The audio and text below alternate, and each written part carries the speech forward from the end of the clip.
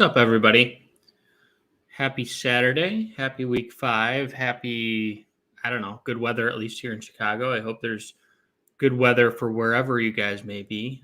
Last week was a bit of a rough one. Let me just tweet this out really quickly. Okay. So I'm going to same thing as always, post your questions. I will get to every single question that's posted here. Post it in the chat and I'll certainly get to it. Just a quick recap while people are still joining. Last week, not the best week. I got lucky on some head-to-heads. I'm primarily a cash game player, I think, as a lot of you guys know. But got lucky on some head-to-heads where I didn't take any Kamara, but somehow got bailed out. So, but overall, the Kamara being vultured by Taysom Hill twice really killed me. And then Devontae Adams, we'll get into him, I'm sure, in a little bit, but not scoring. I don't think he has one touchdown this year. So that's not good enough for someone who had 20 touchdowns the last season plus the playoffs. Okay, so questions are starting to come in. Hope everybody's doing well. I'm half distracted watching this Alabama Texas A&M game as well as the Notre Dame Virginia Tech game. So a lot of good college football tonight, which is the first time that we've had it for most of this season. But you guys are here, so I'm here, and let's jump into it, shall we? First question from Donald. Who to start, Allen, Jamar Chase, or Debo, non-PPR? That one's pretty easy. I think it's going to be Keenan Allen and Debo Samuel. Debo is a must-start. If you need like a massive game, I might consider Jamar Chase, but I think Keenan Allen out of the slot with the pass rush for the Browns is going to put a lot of pressure on them to get the ball out pretty quickly. I think that it could hurt Mike Williams a little bit, although Denzel Ward has struggled against bigger receivers. So Denzel Ward may actually shadow Keenan Allen in this game, but I'm not too concerned about it. Allen's a good enough receiver there. Not to worry about. Long question. So need a $6,500 flex on FanDuel. Looking at Madison. No, I wouldn't play Madison if Cook plays. He's going to be. It's all signs are pointing towards Cook playing. My thoughts on Connor. If no Edmonds, I think Edmonds is going to play, but Connor's certainly in a really good spot if Edmonds doesn't. Damian Williams, I'm sure I'll talk a lot about him today. He is my favorite player on both FanDuel and DraftKings this week. I wouldn't play AB. I'm assuming that's Antonio Brown. And Fournette, I'm sure I'll talk about in somewhat detail. I said a lot of what I had to say on the Power Grid about Fournette, but I just don't trust the guy. I mean, the reality is, especially if Gio Bernard plays. If Gio Bernard plays, I don't think there's any way that I can consider Leonard Fournette this week. He's not going to be on the field 80% of the time if Bernard's playing. It's not going to be bad weather like it was last week. The Patriots sold out to stop the run, and Fournette doesn't have a touchdown this year. So if you just look at the props for Vegas, and I know that DraftKings props or whatever sports book you look at as your preference, Ronald Jones and Leonard Fournette have the exact same odds to score a touchdown this week. They're both plus 150, which isn't good. Not good, but so I much prefer Damian Williams over Leonard Fournette there. Chase and Debo. I prefer Debo. Who's a better matchup at wide receiver? Tony versus Dallas or Adams? They're so different. I don't even know how. Oops. I don't even know how to. Hold on one second. I think I tweeted the StreamYard link instead of. Yeah, I tweeted the wrong link. Okay.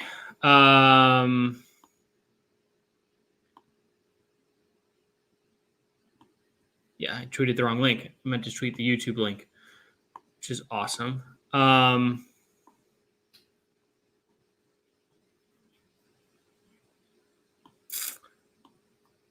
second. Okay. Yeah, I don't know. I don't really know how to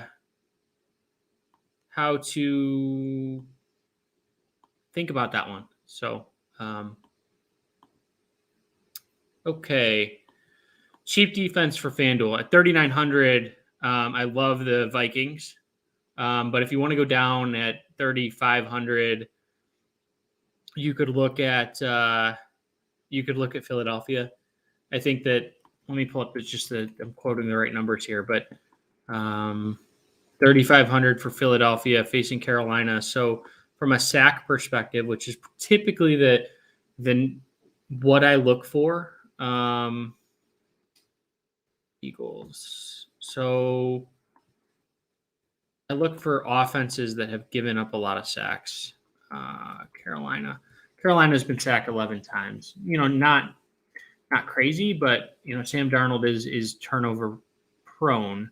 So if you want to go down, there's not a lot of options this week. Houston is scary against New England. There's no way I would do that. If you have to go down to the Eagles, it's certainly viable. But if I can get to Minnesota, I like them a lot. I love the Bears at 4,300. Khalil Mack revenge game. Take that for what it's worth. Obviously, the Patriots at 5,000 is going up against Houston is a great way to go. But best stack for small field single entry. Yeah, I have two. I love the New York Giants Cowboys game, and I love the Packers Bengals game. So small field single entry, you might want to go like a Joe Burrow, Jamar Chase, Devontae Adams type stack. If you're looking on the other side, you could go, or the other game, you could go like Dak Prescott, CeeDee Lamb, and take your pick of Galladay or Kadarius Toney. Of the following two sets of players, which would you rather go with?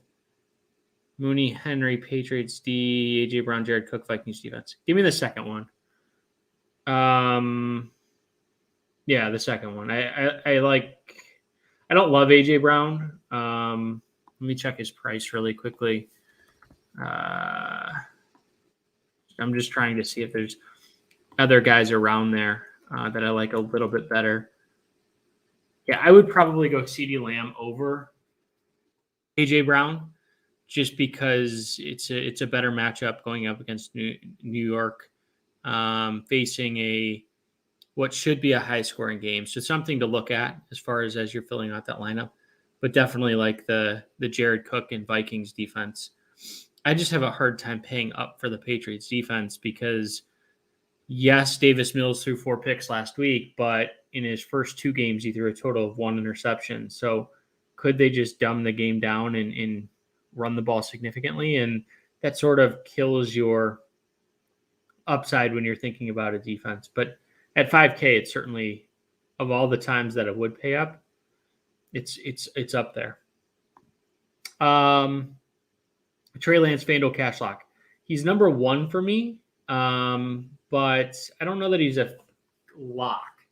So the way I have it right now, I have 4 quarterbacks who are cash viable on FanDuel. I have Trey Lance, I have Daniel Jones, I have Kyler Murray, and I think the 4th one is Joe Burrow.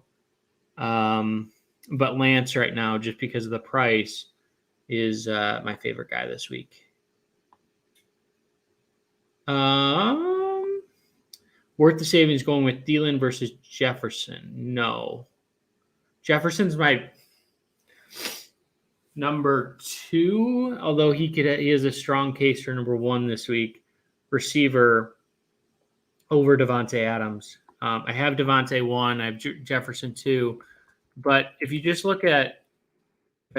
look at the target percentage,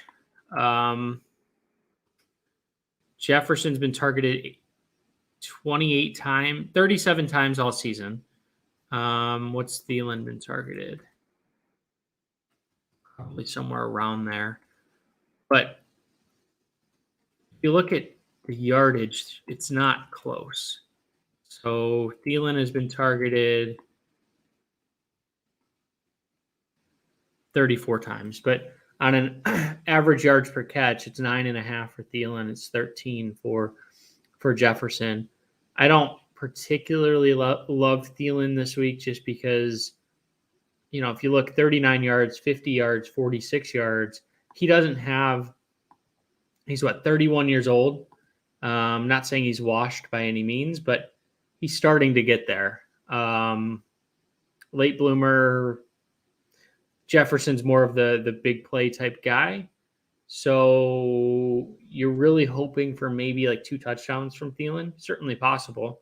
I just think that the outcomes for Jefferson are slightly higher. Very weak at running back, full PPR. Carter versus Falcons or Pollard versus Giants. I don't know if I have for Carter off the top of my head. So give me 1 second. I try to do a lot of this prep beforehand, but I spent almost no time on this Jets game. Carter versus who? Pollard? I think it's going to be Pollard, but close. It's really close. I'm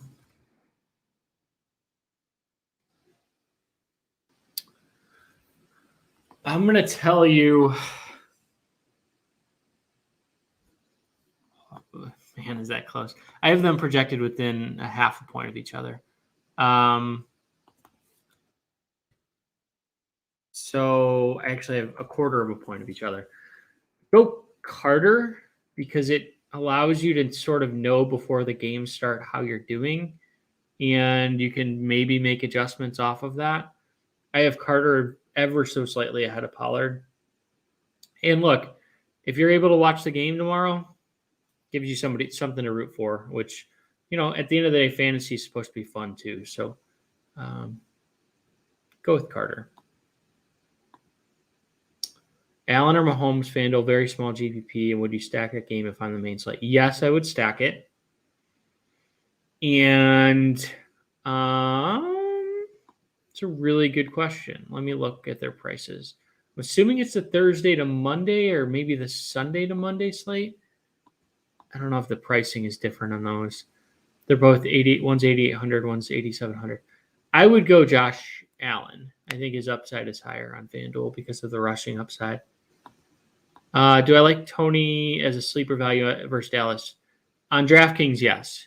Other sites, not so much, just because you don't need the savings. And if I just look at his price at $5,300, Jalen Waddle, I think, is $100 more. Yeah, Jalen Waddle's $100 more. Jacoby Myers, who's my favorite sub 6K receiver on FanDuel, is at $5,900. So, and then Laviska Shenault somewhere in like the $5,600, $5,700 range. So, if you're in a GPP on those other sites, he's going to be super low rostered. So you could certainly do it, but in like a cash format, I think it's DraftKings only. Let's see. Tell me about DeAndre Swift FanDuel cash.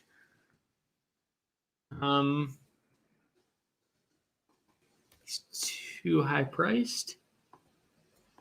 I think the price is too high. So at 6,900, you're looking in the range of. He's more expensive than Damian Harris, who I think I would prefer slightly. I prefer Swift over Leonard Fournette, probably.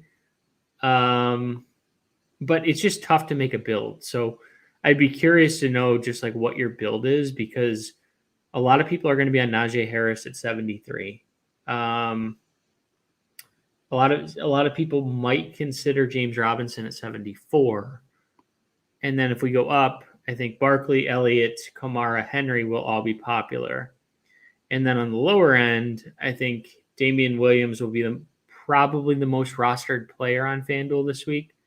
And then you have Leonard Fournette, who I've already talked about. So Swift just falls in like this weird middle range for me that I don't know that I can get there. So, I spent about, I was up until 5:30 in the morning debating whether or not to play Derrick Henry. And I'll probably be up for many hours tonight debating the exact same thing. But at the moment, I'm playing him in FanDuel Cash. I know the math tells me not to, but there's not another running back that I feel great about. So this weekend, FanDuel, I actually have Derrick Henry and Alvin Kamara in the same lineup. And you can do it with guys like Trey Lance. You can do it with guys like Damian Williams and some of the lower end receivers that I've mentioned. But that's sort of where I'm at the moment. I think that every one of these running backs on this slate, including Derrick Henry, has bust potential. So in Henry's first, I guess I should say last 8 games against Jacksonville, he's reached a value of 24 points or more in half of those games.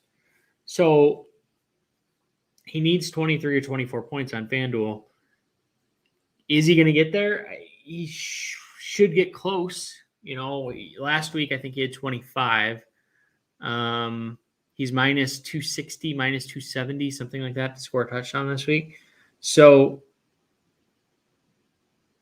but I look at it and I say, okay, he has potential to have 40 points this week. Is there another running back that has 4x potential, not named Alvin Kamara? I guess Ezekiel Elliott could get to 32 points, but I think that's tough. Damian Williams could get to 20, but some of these other guys, it's tough. So I'm going with the upside this week and just hoping that they hit. But if you want to play that middle ground, you certainly can. Which Jags receiver for FanDuel? That's a good question. So FanDuel, I think I like Marvin Jones. His price is a little steep at 6,600, but Shenault just doesn't do it for me. I mean, if I look at Laviska Shenault, he's basically like I know he had 6 for 99 last week. I totally get it. But am I ready to overreact to that just yet? I mean, he had a 52-yard catch. So if you take that out, he's back to the sub 10 yards per catch. So could he catch a long pass? Sure. Is he being utilized in that format? Not really. And he doesn't have a touchdown this year. So let me just look up red zone targets really quickly. Red zone targets, which is something that I've been this time of year is a good way to look at how teams are using players, particularly in the red zone. Like I'll get into a player as an example in a second, but just hang with me here. Laviska Shenault has 1 target in the red zone compared to Marvin Jones, who has 4. Not much better, but it does tell you just how they're using them a little bit and where it's important. So let me just throw a couple names out there. The top targeted receivers. Stephon Diggs has 11. Calvin Ridley has 10. And Keenan Allen has 10. All 3 of those receivers have only 1 touchdown this year. Compare that to a guy like Cooper Kupp, who has 9 targets in the red zone and 5 touchdowns. Those stats are going to they may not even out the entire way, but they're going to even out a little bit. Devontae Adams, another guy who has 9 targets and 1 touchdown. This is a guy who scored 20 touchdowns, including the playoffs last year. So making sure that their players are utilized within the red zone is just as important as the actual results of scoring touchdowns. Hope that helps. How much do I love to hate Leonard Fournette? The power grid was hilarious this week. Thank you. I don't love to hate any player. I have a bias against Leonard Fournette. I'll fully admit that. And I got fired up on the power grid. So if you guys haven't watched the power grid, I highly go back, and we have everything time stamped. It got a little heated. It was entirely fun. I'm trying to call a timeout in the middle of the argument. It was a bit of a fun thing. So it's on this YouTube page. Go and look for it if you haven't seen it. But yeah, Leonard Fournette as a GPP play, totally fine. I just can't do it in cash because of the bust potential that we could totally see Ronald Jones being back in the mix this week. We could see Gio Bernard being back. We could see Brady throw 40 times. Who knows? But I'm not going down that path this week. Just traded Patterson for Hopkins. You're going to have police showing up at your door pretty quickly because that's robbery if you got Hopkins. It's a big win. Unless it's like a return yardage league or something, then it's a loss. But Curtis Samuel, New Orleans defense, or Tony and Washington D. I don't know what site it is, but I'm going to assume if you're going down that low, it's DraftKings. I would go. Yeah, I would go Curtis Samuel in New Orleans D. I think Curtis Samuel at 3K is an outstanding price. Keep an eye on his groin. I haven't checked recently, but I know he was hurt earlier this week, and they said they were going to limit him. So check Twitter, check if there's any bad news. I wouldn't do it, but just make sure you double check that tomorrow. Did I play Underdog Fantasy at all? No. I wish I could play more sites, to be honest. One thing, when you're doing all the content that I'm doing for Football Guys, for YouTube, for this show, you just don't have a lot of time. I have a 9-month-old daughter. So I don't have a lot of time for other things. I've heard good things. I just haven't had a chance to go over there yet. For FanDuel Cash, if Bernard is out, do you see it viable going down to Fournette, then upgrading to a receiving core of Adams, along with the likes of DJ Moore, Jefferson, Samuel caliber? I wouldn't go Samuel. I think his price is too high at $7,700. Do I think it's viable? Sure. I'm not gonna pound the table and tell you no. I think that you should have Damian Williams in your lineup if you don't already. But I built a couple lineups this morning that had Adams and Jefferson. I don't know that I like DJ Moore just because of the lack of touchdowns, and Debo sort of was propped up by a big play last week. But if you want to go Fournette, I'm not going to stop you. I'm just not doing it this week. But I like the idea of potentially having a receiving core of Adams and Jefferson. One thing you might want to do is enter that into like a 3X or 5X type tournament, which is like, hey, a 3-man where it's winner take all, or a 5-person where it's winner take all, or some like 20-person GPP where the top 3 or 4 get paid. Look around for contests in that way, but because so many people are going to go Derrick Henry, that you could gain leverage by going that route in a smaller field setting to take a different lineup construction. Ricky Seals-Jones for a tight end punt. God. That wasn't a got at you. I have a long history with Ricky Seals-Jones.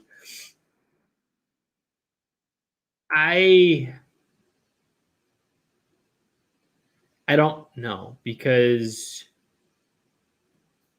what's his price? Seals Jones. I'm assuming this is DraftKings. 2,500. Yeah. Yeah. He's fine. If you just want to completely punt the position, I'm just looking through my projections. He's probably the best guy that's that low.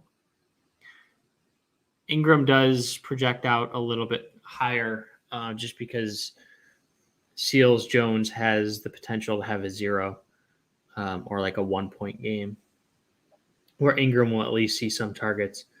Ross Dwelly is sort of interesting too at 2,700 just because he's going to be filling in for George Kittle. But yeah, Ricky Seals Jones is fine as a DraftKings punt. I wouldn't do it on FanDuel, but on DraftKings, totally fine. A lot of questions on Samuel. I think we talked about that. Check his groin injury, but on DraftKings, he's more than fine. Some more questions. Ricky Seals Jones and Tony or Ingram and Samuel. I wouldn't. This is where it's tough because like these 2v2s are like in a vacuum, right? Because I would say Ricky Seals Jones over Ingram, but Samuel over Tony, and now you have an extra $1,800 in salary, and see what you can do to upgrade somewhere else instead of just saying, hey, it's one or the other. That's sort of how I would think about it. What do I think about Saquon Barkley? I think Dallas's run defense has been pretty good. They are,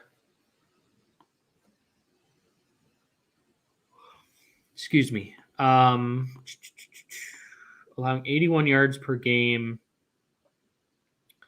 but teams really haven't tried to run the ball against him. Saquon is always a GPP play, but is he cash viable? That's the question because, 57 yards, 51 yards, 52 yards rushing at a price that's pretty elevated. You're really relying on the receiving side of things.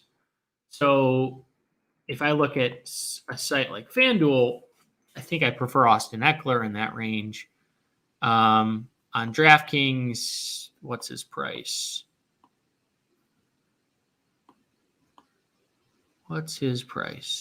He's 300 less than Eckler. I think I prefer Eckler all around. I prefer Ezekiel Elliott over him. On DraftKings, where Elliott is $300 cheaper, I prefer Najee Harris over him. Barkley has this boom or bust potential. He's certainly coming off a wonderful game. 5 receptions, 74 yards, and a touchdown. But in his 3 games before that, he had 6 for 43, which, that's okay. But the rushing side, he only had 51 yards. He did score a touchdown. So I just think that he's priced a little too high based off his performance last week. Should I trade Gibson and Cooks for Derrick Henry? Yeah, if you can. Why is there no love for Tebow Samuel? I think there's plenty of love for him. It's just the price is absorbent. Particularly on FanDuel. On DraftKings, what's his price? He's 7,100. He's much more palatable on DraftKings than he is on FanDuel. On FanDuel, he's the second or third highest receiver. But at 7,100 on DraftKings, I do think he's still more of a GPP play because of the big play potential. A lot of his stats were propped up last week because of that long touchdown. But he's in a good spot. So I think whenever there's not a lot of love and you see a good player, there's only so many players we can talk about in a week.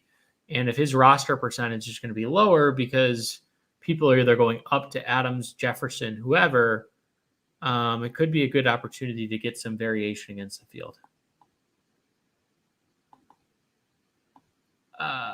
Should I be starting T. Higgins and Tyler Boyd over Brandon Cooks now that Jair went to IR?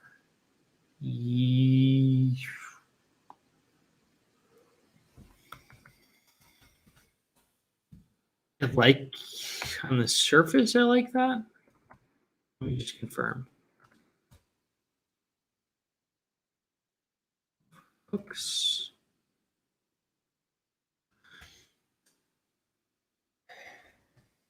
I have Boyd, Cooks, Higgins because of the Higgins. Higgins missed last week, right? Yeah. Because of the Higgins injury, I would wait a week. I'd go Tyler Boyd and Brandon Cooks. Favorite running back, 6,400 or below on FanDuel, that's Damian Williams. Broncos or Steelers to straight up to win. Oh, that's like the hardest game of the week. I'm going to go Denver. I don't think that Pittsburgh's pass rush has been very good. They only have like 6 sacks this year. TJ Watt has done very little. And Teddy Bridgewater's playing pretty well. So, thoughts on Chubb or Hunt and GPPs? I like both. Having to pick one is the problem. Give me Nick Chubb. With how bad the Chargers' run defense has been, I think they're going to try and pound the ball in this one. If they fall behind, it's always tricky because Hunt's coming in and getting a majority of the play. But starting it off, I'm going to go with Nick Chubb. And let me grab a sip of this coffee while I'm yawning. Okay. If you guys haven't given this video a thumbs up, please do. It does help us grow this live stream, the YouTube channel. It helps the algorithm, all of that. So it's a free Q&A. So the least we can ask is just click that button for us if you don't mind. Do I think Hawkinson plays? If not, who do you prefer from these players in the waiver wire? I think Hawkinson's good to go. I haven't heard anything that has said otherwise. He returned to practice earlier this week, so I think he's fine. If you had to go with one of those three, I would go with Jared Cook. Miles Sanders or Chuba Hubbard. I got to go Chuba. I mean, Kenneth Gainwell is gaining market share in that offense. Miles Sanders has 9 carries over the last 2 weeks, which is not good. And he had 7 carries last week against Kansas City, was able to do basically nothing. He had 13 yards on 7 carries against one of the worst rush defenses, or run stopping defenses in football. Yes, Sanders still has some pass receiving upside. He had 3 for 34 last week, but Gainwell scored the touchdown. He had more receptions, more targets. Did he outsnap him? I need to check. Sanders. No, Sanders is still on the field 64% of the time. But with Gainwell, I mean, it could be a 50-50 split. But, I talked a little bit about Saquon earlier. He's fine. I just think he's weirdly priced this week, a little too high for my liking. If you want to play him, though, I think he's going to go a little under the radar. But I like Elliott, named off a couple guys, Eckler, Najee Harris, a little more than Saquon.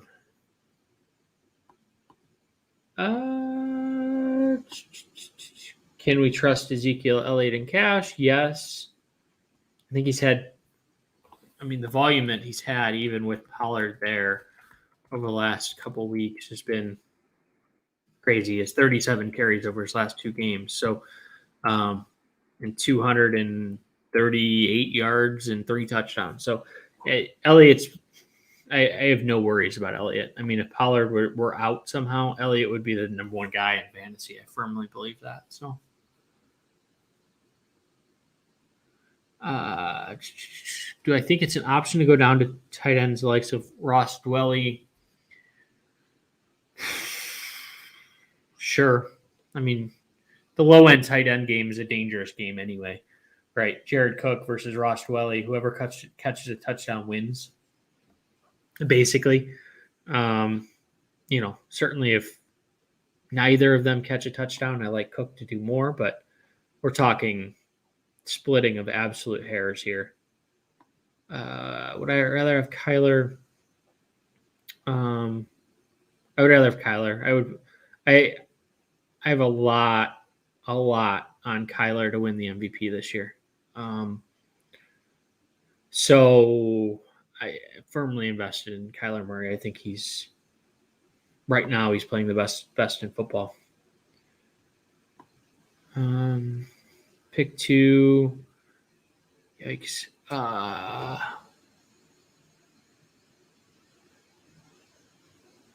Keenan Allen for sure. And then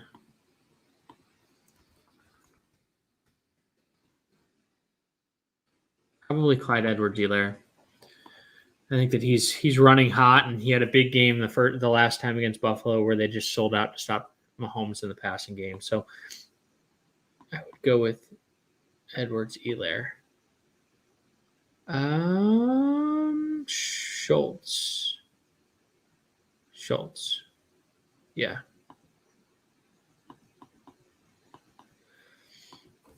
Waddle or Gesicki. If I had to choose one, I would go Jalen Waddle. I think that, look, he had 3 for 33 in the first quarter last week, and then mysteriously, didn't have a catch the rest of the game, which was very frustrating. But if you look at all the metrics behind Jalen Waddle, if you look at the PFF grades, if you look at his passer rating while he's targeted versus man coverage, he's ahead of Jamar Chase in terms of when he's in man. So you can't stop him while he's in man coverage. He has a breakout that's coming. And with Tampa Bay essentially shutting down the run, I think Waddle could be an extension of their running game, quick screens to get him the ball, crossing routes, those types of things. And he's a much better player than the results have indicated thus far. Where do I stand on the great Dalton Schultz debate? Is there one? He's hot, and that's as a tight end. If you're playing a tight end who has back-to-back, yeah, he's not on the field a lot, but do they need to be? There were times in Jimmy Graham's career where he wasn't on the field a lot. So I don't firmly buy into the idea that hey, he's only on the field for 35% of the time when Dallas is running the ball 37 times a game. So when they're throwing, Dalton Schultz is on the field. Not always, but when he's on the field, he's getting targeted. So I think could that change? Sure, it can always change. But Schultz is someone who, if you've played him the last couple of weeks, you've done very well. Mike Evans or Deontay Johnson. This one's tough because I want to like the Steelers because they have no running game really. Najee Harris is good, but he's most of his value is coming as a receiver, right? At least a vast majority of his value is coming as a receiver. Deontay Johnson is the guy who should be doing well without Ben having an arm. And we're starting to see that a little bit, right? So he had 9 for 105 2 weeks ago, 9 for 92 last week. I want to go Deontay Johnson just because I don't think Chase Claypool or, certainly not Juju are going to do much against this Denver defense. I think if they're going to do anything, it's got to be through Deontay, where Miami or Tampa Bay against Miami has so many different options that this game could just be a blowout. So Evans always has 100 yards and 2 touchdown ceilings, but if I'm just looking for one who's going to get me 60 yards and more likely to score a touchdown, I'm looking at Deontay Johnson this week. Will Hunter Henry be more likely to block with the banged up O-line? That's interesting. Hadn't really thought of that.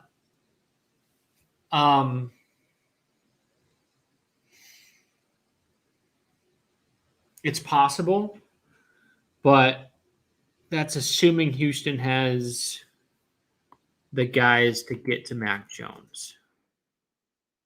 I think what you may see a little bit more, to be honest, is instead of Hunter Henry staying in the block on passing downs, I think you may see New England just running the ball more, because when you bring in backup offensive linemen, you're more likely, most NFL linemen can run block. It's fairly simple. Take the man in front of you, and as a former offensive lineman, I didn't play at a high level by any means, but run blocking is much easier than pass blocking, especially if it's a man system, which I think New England runs. So I think you may see more Damian Harris running the ball against this Houston defense, but when they're throwing, Hunter Henry's sort of been a reliable target for Mac Jones. So they may keep a running back in. I don't think they're going to keep Henry in, but it is something to consider, and it's a fair point. Elijah Mitchell or Michael Carter. I got to go Michael Carter on that one. I just don't know how they're going to bring back Mitchell, right? He's not in the injury report, but is he going to get the full carries? If there's an article out there that says he is, then yeah, I much prefer Mitchell over Carter. I just don't know that we'll know anything about that before game time. So in an effort to not take a zero, I would go Carter. How much do you factor DB versus wide receiver matchups? Not a ton. We talked a little bit about this last week, what was it, a couple weeks ago, with Stephon Diggs and Xavier Howard. He still scored a touchdown, and he had scored a touchdown in like 7 straight games against Miami or something. I can't remember the conversation, but like I'll factor them in a little bit. But I mostly look at, my process is pretty much for wide receivers, like how have other wide receivers done against this team? So, how has the number one receiver done against this team in the past? How has the passing game in general worked out against this team? Do they have issues covering the slot? Do they have issues covering the outside? Do they have but guys like Diggs and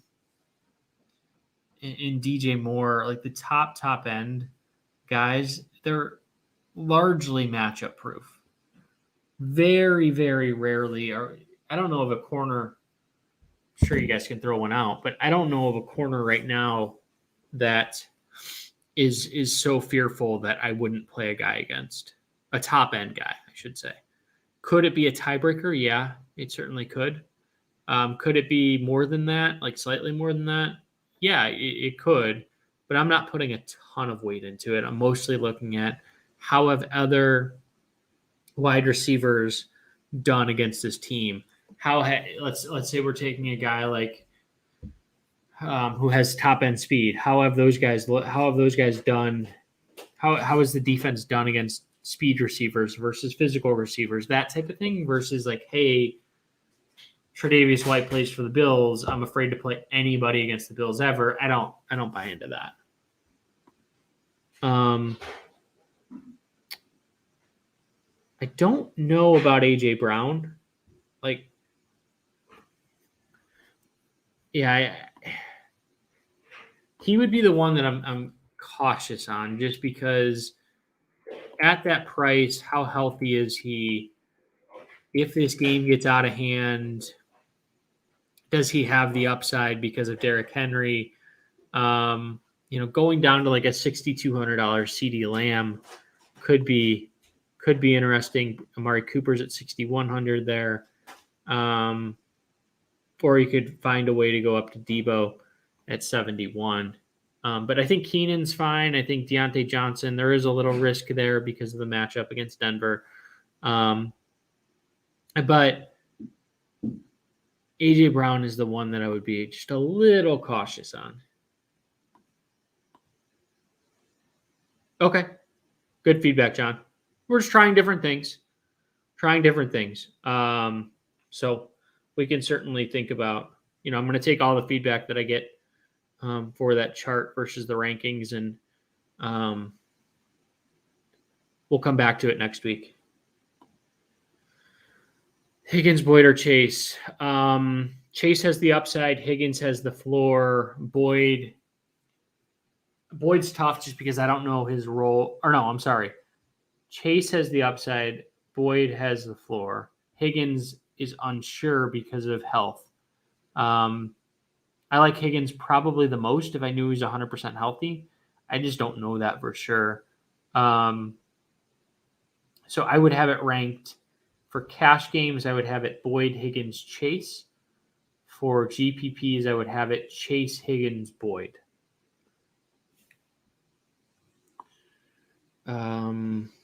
Drop one running back. Cut Mitchell. Yeah, cut Mitchell. Do you have to do it before this week? That's what I would ask yourself. If you don't, then wait. Or like cut a backup quarterback or something, but I don't know why you have to drop one right now.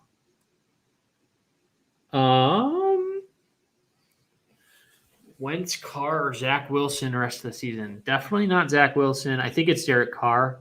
He's playing at a QB1 level, so I think you're fine. As long as he keeps playing like that, I think you're fine. Wentz, too inconsistent right now. Could he turn it around with the health? Certainly.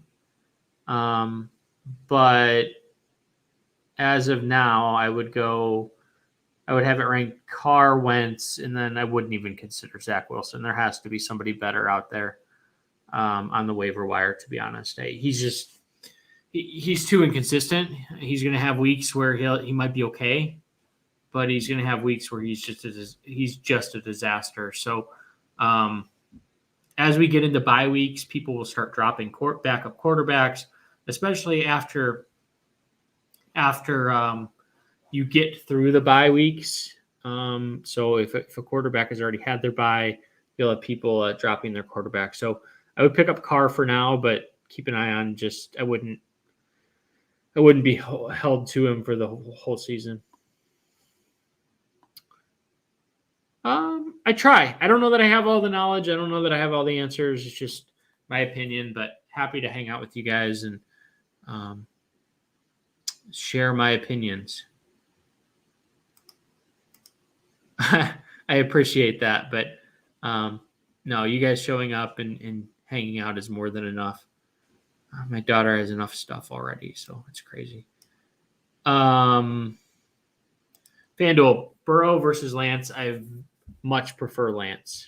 I like Burrow a lot. I have him as cash viable. I love him as a stack.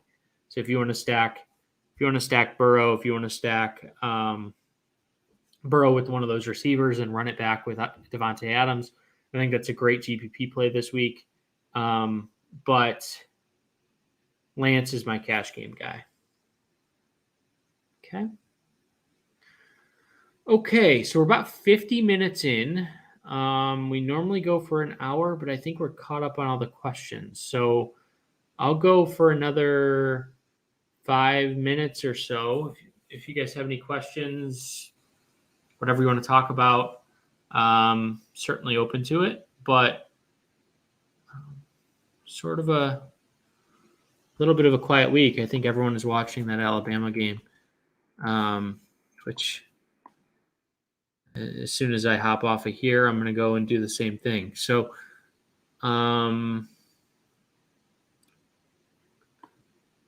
we'll pull a couple more of these, but any question that's answered, let's say by 9:55, so 10:55 Eastern, I'll answer. So 4 minutes to get any questions that you guys have in. As many questions that come in, I will answer all of them. And then if we don't have anything, then we'll sign off and let you guys get back to whatever you're doing on the Saturday night.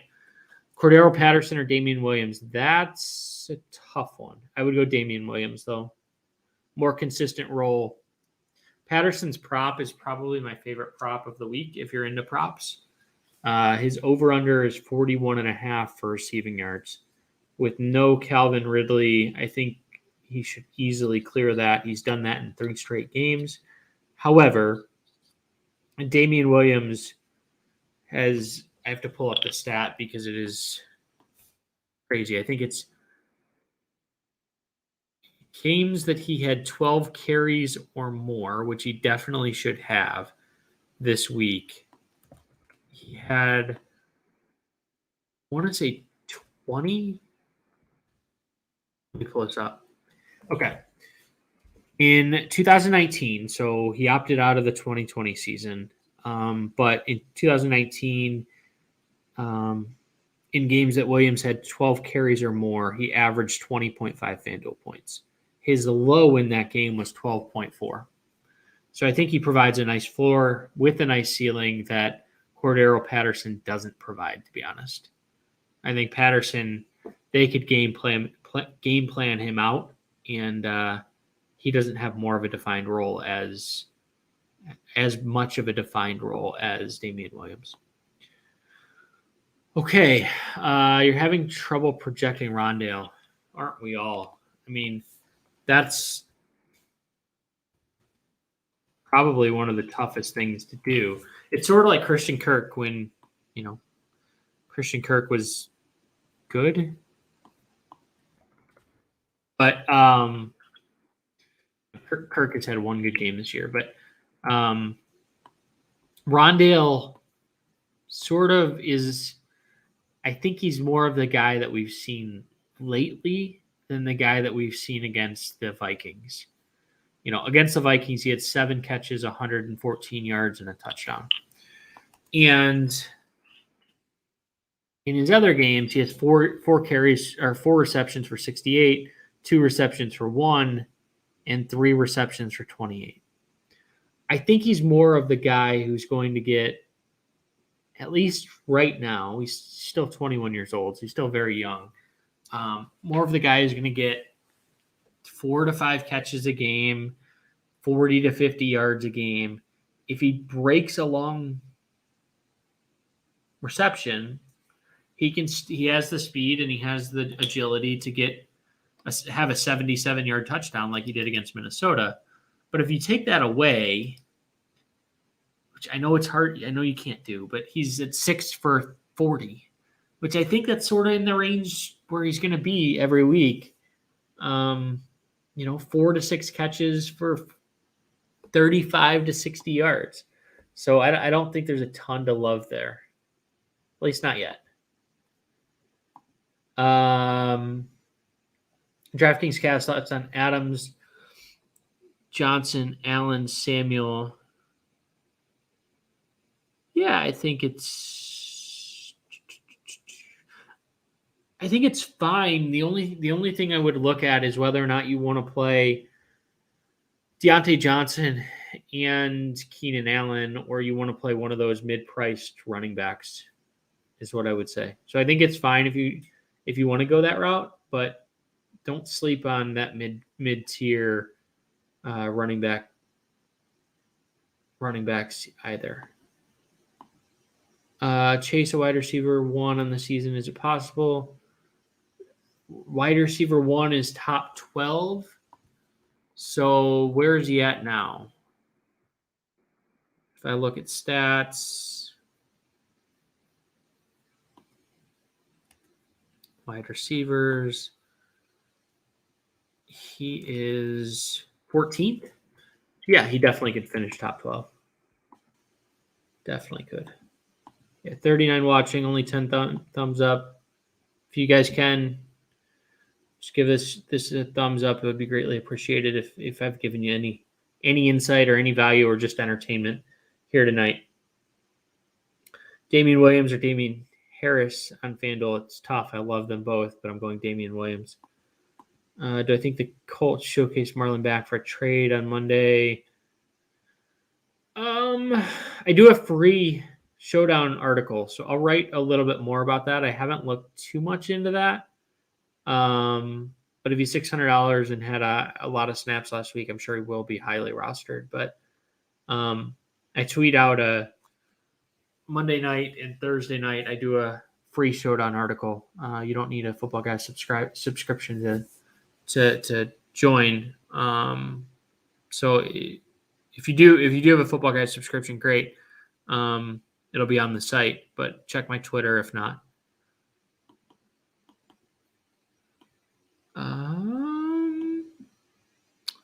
If you need a streaming quarterback, Daniel Jones is a fantastic option this week.